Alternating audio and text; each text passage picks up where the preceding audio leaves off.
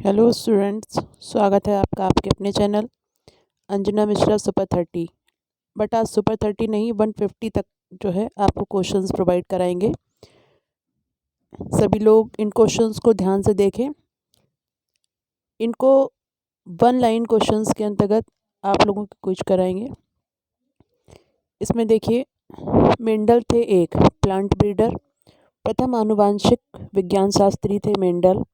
वंशागति के अध्ययन से संबंधित अनुशासन का नाम होता है आनुवंशिकी। आनुवंशिकी की वह शाखा जिसमें अध्ययन किया जाता है वंशागति और विभिन्नता का। आनुवंशिकता के नियमों के अध्ययन को लागू किया था मेंडल ने। आनुवंशिकी का पिता कहा जाता है मेंडल को। जब दो जीन्स गुणसूत्रों में एक दूसरे के बहुत समीप होते हैं तो इनमें मुश्किल से ही विनिमय हो पाता है। अनुलेखन वह क्रिया है जिसके द्वारा एक आरएनए अणु डीएनए सूत्र पर संश्लेषित होता है। उल्टे अनुलेखन की किसने खोज की थी? टेमिन ने। क्वेश्चन नंबर 10, एक डीएनए सूत्र प्रत्यक्ष रूप से निम्न के अतिरिक्त सभी के संश्लेषक में लिप्त होता है। वो प्रोसेस कहलाती है प्रोटीन सिंथेसिस की। कौन सा रसायन लक्षण सभी सजीवों के लिए सामान्य नहीं होता है? शरीर में उपस्थित प्रोटीन के प्रकार। एमआरएनए के द्वारा पॉलीपेप्टाइड श्रृंखला का संश्लेषण कहलाता है। ये प्रोसेस हमारी कहलाती है अनुलिपीकरण। प्रोटीन संश्लेषण के अंतर्गत अमीनो अम्ल कोशिका द्रव्य में चुन लिए जाते हैं और राइबोसोम में फिक्स कर दिए जाते हैं। ये प्रोसेस कहलाती है आरएनए के मॉलिक्यूल्स के द्वारा। नेक्स्ट हमारा क्वेश्चन नंबर 14 है, पॉलीपेप्टाइड के निर्माण में लिप्त कोड स्थानांतरण का निम्न में से कौन सा सही क्रम है? डीएनए, एमआरएनए, टीआरएनए तथा अमीनो एसिड। क्वेश्चन नंबर 15 देखिए आप सभी लोग।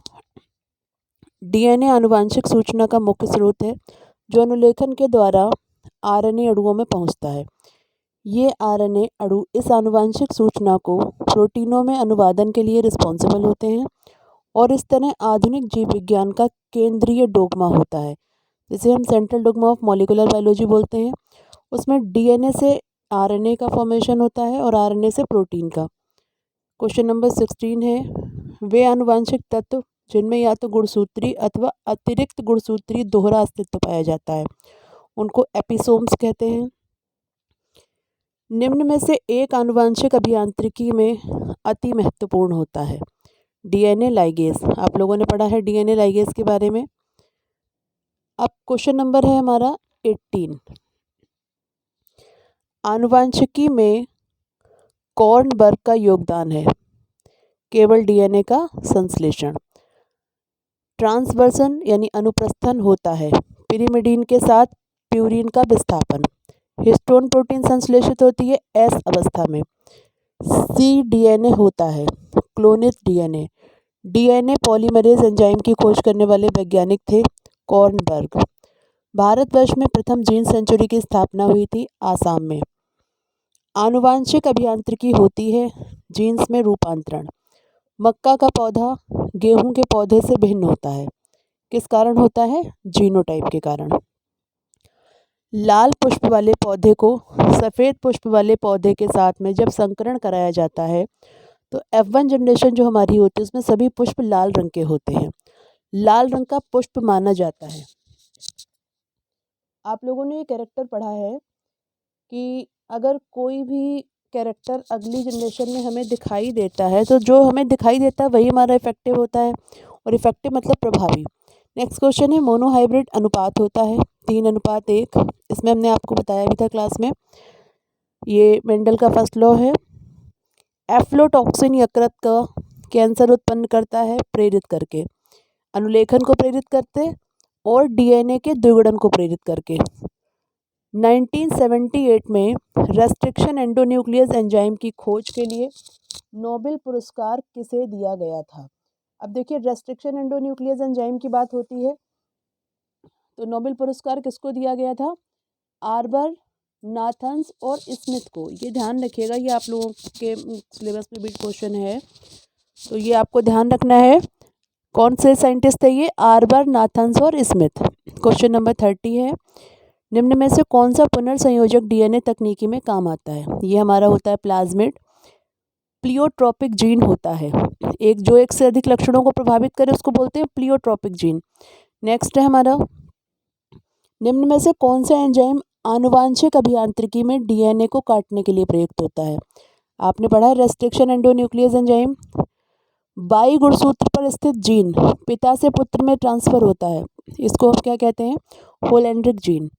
जब एक जीन का जोड़ा अन्य इकाई के प्रभाव को छिपाता है तो इस प्रोसेस को हम क्या कहते हैं? एपिस्टेसिस। आप लोगों को जेनेटिक ड्रिफ्ट भी हमने पढ़ाया था, एक जननिक आबादी से दूसरी में स्थानांतरण के द्वारा जीन्स का प्रसार जिसके कारण होता है, उस जीन की फ्रिक्वेंसी में जो चेंजेस हो जाता है उसको क्या कहते हैं? जीन प्रवाह। जेनेटिक ड्रिफ्ट भी इसे ही बोलते हैं, जिसमें आनुवांशिक ड्रिफ्ट करके दे रखा है, ये भी हमने आपको बताया था। तो आपको यहाँ पे देखिए ये आनुवांशिक ड्रिफ्ट दे रखा है और यहाँ पे होना चाहिए था जीन ड्रिफ्ट। ठीक है, निम्न में से कौन सा वैज्ञानिक आनुवांशिक अभियांत्रिकी की खोजों से संबंधित है? ये है खुराना।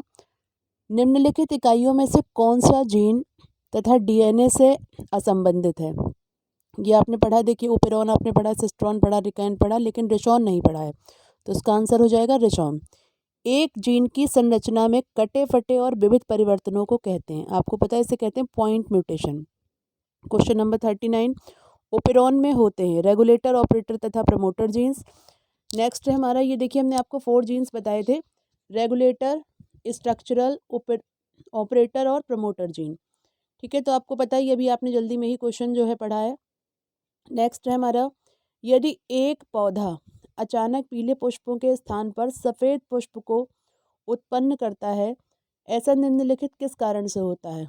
ये जितनी प्रोसेस होती हैं सब जीन रूपांतरण के कारण होती हैं। ओपेरॉन धारणा के अनुसार ई कोलाई में एक ओपेरॉन संयोग करता है।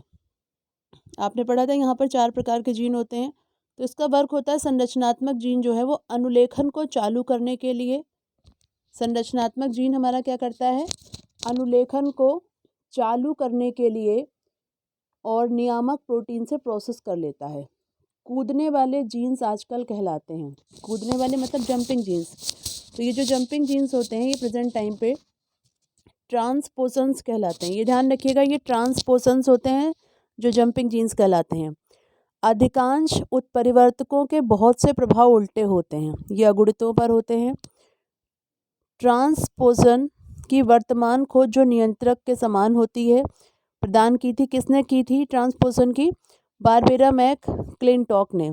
ओपेरन कॉन्सेप्ट में नियंत्रक जीन कोशिका में रासायनिक अभिक्रियाओं का नियमन करता है, ये होता है हमारा एमआरएनए के अनुलेखन का संदमन करके। वे जीन्स जो फिनोटिपिक प्रभाव में समान होते हैं जब अलग अलग उपस्थित होते हैं, लेकिन एक भिन्न विशेषक, और जो सेकेंड जनरेशन होती है उसमें 9:7 का रेशियो देते हैं, इनके साथ साथ अंत अभिक्रिया करते हैं, ऐसे जीन्स को क्या कहते हैं? ये हमारे कहलाते हैं संपूरक जीन्स। यूरेनियम 238 उत्परिवर्तनात्मक दोषपूर्ण प्रभावों के लिए जाना जाता है। क्यों दोषपूर्ण प्रभावों के लिए जाना जाता है? क्योंकि ये अल्फा रेजिस उत्पन्न करता है। एक ऐसा जीन जो समयुग्मजी दशा में एक अजीवित पीढ़ी का कारक बनता है, ऐसे जीन को क्या कहते हैं? ये कहलाता है आपका घातक जीन। क्वेश्चन नंबर 49 है, देखिए क्वेश्चन नंबर 49 में उत्परिवर्तन के लिए न्यूनतम आवश्यकता होती है एक अकेले पॉलीन्यूक्लियोटाइड की, एक अकेले न्यूक्लियोटाइड में चेंजेस की। बीडल और टाटम आप लोगों ने पढ़ा था, 1 जीन 1 एंजाइम कॉन्सेप्ट। बीडल और टाटम ने न्यूरोस्पोरा में जीव रासायनिक उत्परिवर्तनों की आनुवांशिकी पर कार्य किया, जिससे एक नए विज्ञान का विकास हुआ, जिसे कहा गया जीव रासायनिक आनुवांशिकी। उद्विकासीय सफल होने के लिए उत्परिवर्तन घटित होने चाहिए, किसमें घटित होने चाहिए? जर्म प्लाज्म में। रिकॉम्बिनेशन की एक इकाई को कहते हैं, यानी पुनर्संयोजन की जो यूनिट होती है उसे क्या बोलते हैं? रिकॉन। गुणसूत्री भागों का गुणसूत्रों के असमजात जोड़ों के बीच परिवर्तन कहलाता है, इसे हम बोलते हैं स्थानांतरण। लैंगिक रूप से जनन करने वाले जीवधारी अपनी संतान को प्रदान करते हैं अपने जीन्स की आधी संख्या। डीएनए का वह खंड जो विनिमय में भाग लेता है, आपको पहले भी बताया था, इसे बोलते हैं रिकॉन। विनिमय होता है, किस चीज़ का विनिमय होता है? समजात गुणसूत्रों के अभगिनी अर्ध गुणसूत्रों के बीच में आनुवांशिक पदार्थ का आदान प्रदान। किस क्रिया के द्वारा संलग्न जीन्स अलग किए जा सकते हैं? विनिमय के द्वारा। जब द्विगुणित कोशिका में सामान्य अर्धसूत्री विभाजन होता है तो संभवतः क्या घटित होता है? सभी समजात गुणसूत्र क्या हो जाते हैं? अलग अलग हो जाते हैं। नेक्स्ट हमारा क्वेश्चन नंबर 59। कोशिका विभाजन अथवा समसूत्री विभाजन सजीव कोशिका की एक सामान्य प्रक्रिया है, लेकिन किसी अंग में अचानक और असामान्य सूत्री विभाजन के द्वारा जन्म लेता है। ये जो है कैंसर के द्वारा होता है। समसूत्री विभाजन की भूमिका एक कोशिका को दो संतति कोशिकाओं में बांटना ही नहीं, बल्कि एक कोशिका पीढ़ी से दूसरी कोशिका पीढ़ी में आनुवांशिक सततता को बनाए रखना होता है। आनुवांशिक सततता को बनाए रखने के लिए किस क्रियाविधि की आवश्यकता होती है? इसमें समान डीएनए युक्त दो कोशिकाओं का निर्माण होना चाहिए। क्रॉसिंग ओवर घटित होता है। ये क्वेश्चन आपका आ जाता है। क्रॉसिंग ओवर मीनिंग आपका कहाँ से आ जाएगा? ये सेल डिवीज़न से। तो सेल डिवीज़न में जो जाइगोटीन और पैक्टीन स्टेज होती है, इसमें क्रॉसिंग ओवर की प्रोसेस घटित होने लगती है। विनिमय होता है चार सूत्रीय अवस्था में। कोल्चिसिन दखल देता है स्पिंडल फाइबर के संगठन और व्यवस्था में। कैंसर कोशिकाओं में कौन सा विभाजन होता है? समसूत्री विभाजन होता है। सतत विभिन्नताएं संबंधित होती हैं विनिमय से। सुजन्य की संबंधित है आनुवांशिकता के सिद्धांतों के मनुष्य जाति की उन्नति हेतु प्रयोग से। नेक्स्ट हमारा क्वेश्चन नंबर 67। आनुवांशिक पदार्थ का वितरण एक पीढ़ी से दूसरी पीढ़ी में होता है और आनुवांशिक पूरक के एकाएक पुनर्संगठन के द्वारा बड़ी आनुवांशिक विविधता होती है। ये घटित होता है किस प्रोसेस के अंतर्गत? ये प्रक्रिया घटित होती है, ये घटित होती है एनाफेज प्रक्रिया के अंतर्गत। नेक्स्ट क्वेश्चन देखिए 68 क्वेश्चन हमारा कहता है कोल्चिसिन की बड़ी भूमिका होती है किस प्रोसेस में? अंतः द्विगुणन उत्पन्न करने में। प्रयोगशाला में जीन्स के संश्लेषण के लिए कौन रिस्पॉन्सिबल होता है? कौन उत्तरदायी है? यानी प्रयोगशाला में जिन्होंने जीन्स के संश्लेषण की प्रक्रिया की वो कौन से साइंटिस्ट थे? तो ये हमारे थे खुराना। आनुवांशिक कारक के दो समान सदस्यों के एक जोड़े सहित एक व्यक्ति कहलाता है। ये कहलाता है होमोजाइगोट यानी समयुग्मनज। संकरण का उत्पाद कहलाता है। आपने बहुत बार पढ़ा है हाइब्रिडाइजेशन का मीनिंग, यानी हाइब्रिडाइजेशन का फर्स्ट प्रोडक्ट क्या कहलाता है? हाइब्रिड यानी संकर। यदि मटर के बौने पौधे पर जिब्रेलिक एसिड, यानी ये आपका क्या हो गया? Gibberellic acid. आप लोगों ने हार्मोन्स पढ़े थे 11th क्लास में। तो वो जिब्रेलिक एसिड को अगर स्प्रे कर दिया जाता है तो ये इतना लंबा हो जाता है कि जितना मटर का शुद्ध लंबा पौधा था। यदि इस तरह से व्यवहार किया हुआ पौधा एक शुद्ध लंबे पौधे से क्रॉस कराया जाता है तो जो सेकेंड जनरेशन होती है उसका दर्श रूपी अनुपात क्या होता है? दर्श रूपी का मतलब हो गया कि सभी पौधे कैसे होंगे? हमारे लंबे होंगे। मेंडल ने मटर के पौधे का चयन किया क्योंकि, ये आपने बहुत बार पढ़ा है, क्योंकि इसमें कंट्रास्टिंग सारे कैरेक्टर प्रेजेंट थे। माता पिता से एक इकाई के रूप में वंशागत गुणसूत्रों का एक समूह कहलाता है। आपने पढ़ा जीनोम यानी क्या? गुणसूत्रों का सेट। एक कोशिका में एक जीन के दो समान एलील सहित एक जीवधारी कहलाता है। ये कहलाएगा समयुग्मनजी। यदि लंबेपन के लिए विषम युग्मनजी पौधे को स्वपरागित किया जाता है तो F2 पीढ़ी में लंबे तथा बौने दोनों प्रकार के पौधे उत्पन्न होते हैं। इससे सिद्ध होता है कौन सा नियम? पृथक्करण का नियम।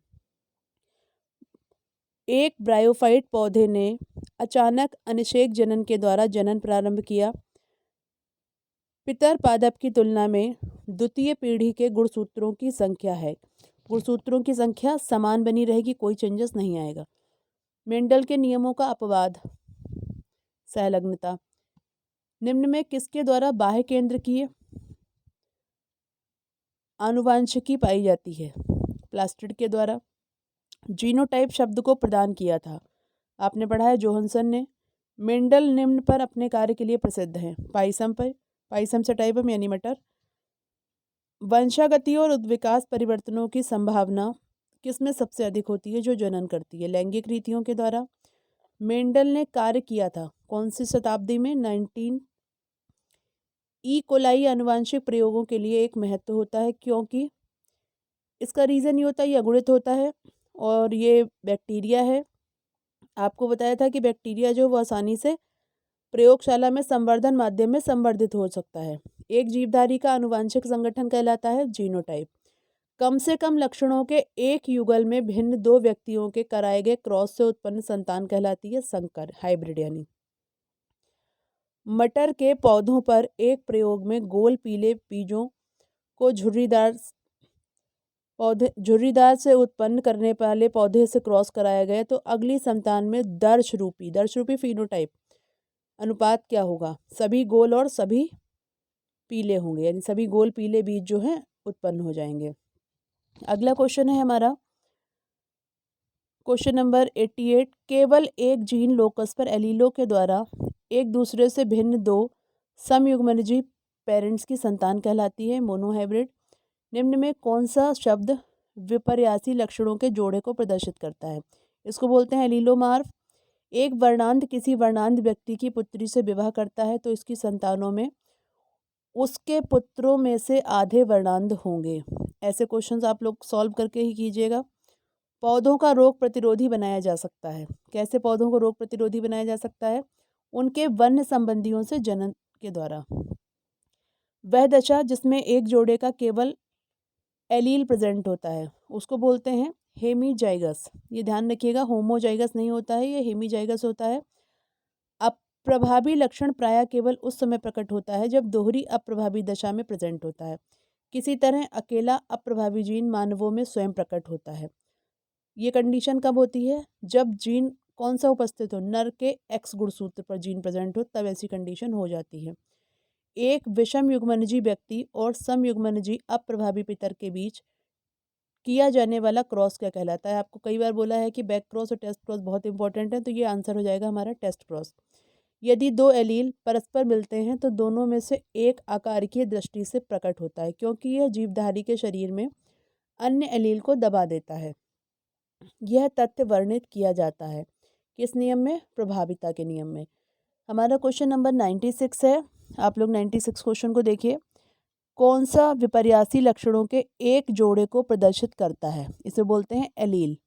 निर्णायक क्रम में यदि एक आबादी में एक लक्षण की विभिन्नताएं आनुवांशिक दृष्टि से कंट्रोल होती हैं तो सर्वाधिक उपयुक्त प्रक्रिया कौन सी होगी?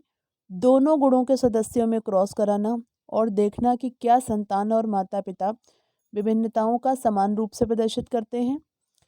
कुछ लोगों की जीभ के द्वारा पीटीसी पेपर का स्वाद कड़वा लगता है जबकि अन्य लोगों को यह स्वाद रहित लगता है। यह लक्षण प्रकृति में जेनेटिक होता है। माना कि टी प्रभावी और स्मॉल टी अप्रभावी, आप लोगों ने मेंडल के लॉ में भी ऐसा पढ़ा है। एक व्यक्ति जो उसके स्वाद का अनुभव नहीं कर सकता है तो उसका आनुवांशिक संगठन क्या होगा? यानी जब प्रभावी है तो कैपिटल टी है और अप्रभावी है तो स्मॉल टी है, और उसमें अनइफेक्टेड कंडीशन ही है तो ये क्या होगा? प्रभावी यानी स्मॉल टी टी। रंगीन बीज आवरण के लिए एलील एस, सफ़ेद बीज आवरण के लिए स्मॉल एस पर प्रभावी होता है। जब सफ़ेद बीज आवरण वाले पौधे के पुष्प रंगीन बीज आवरण वाले पौधे के पराग द्वारा परागित कराए जाते हैं तो विकसित होने वाला बीज, उसमें बीज आवरण का रंग कैसा होगा? किस कंडीशन में होगा? ये हमारा 1:1, 1:1 के अनुपात में सफ़ेद और रंगीन होता है। यदि AAPB द्वारा प्रदर्शित जीन्स के दो जोड़ों के लिए विषम युग्मनजी जीवधारी की एक कोशिका में अर्धसूत्री विभाजन होता है तब युग्मकों का संभावित जीनोटाइपिक संयोजन होगा। आपको दिख रहा होगा, इसमें सारी कंडीशन बन जाएंगी AB AB AB AB, यानी दो कैपिटल एक स्मॉल, एक कैपिटल एक कैपिटल एक स्मॉल और दोनों स्मॉल, सारी चारों कंडीशन आ जाएंगी यहाँ पर। ये आप लोग क्रॉस कराइएगा जैसे हमने आपको कराना सिखाया है। कल्पना करें कि पौधों में बीजों के बीज आवरण के रंग और आकृति का कंट्रोल करने वाले कारक एक दूसरे के अति निकट ही गुणसूत्र पर स्थित हैं। इन लक्षणों से द्विसंकर प्रयोग करके मेंडल के मस्तिष्क में निम्न का विचार नहीं आया। देखिए किसका विचार नहीं आया इन कैरेक्टरों, प्रभाविता का नियम आया, पृथक्करण का आया। देखिए ये जो स्वतंत्र अपव्यय यानी द्विसंकर प्रयोग करके मेंडल के मस्तिष्क में निम्न का विचार नहीं आया, स्वतंत्र अपव्यूहन का विचार इनके दिमाग में नहीं आया, क्योंकि कल्पना करें कि पौधों में बीज आवरण के रंग और आकृति का नियंत्रण। तो मेंडल ने अपने प्रयोग में इन्होंने द्विसंकरण का जब प्रयोग किया तब इन्होंने स्वतंत्र अपव्यूहन का नियम दिया। देखिए बच्चों, ये आपके क्वेश्चन हो जाते हैं 101 और ये सारे क्वेश्चन आप लोग रीडिंग कर लीजिएगा। इसके बाद आपको कल फिर 100 क्वेश्चंस देंगे। बहुत अच्छे से करिए क्योंकि ये सभी कंपटीशन में आपके आगे भी काम आएंगे और सभी लोग उसको ध्यान से देखिए। चैनल को सब्सक्राइब कर लीजिए और कोई भी कन्फ्यूजन हो तो कमेंट सेशन में आप दे दीजिए। Thank you, good night.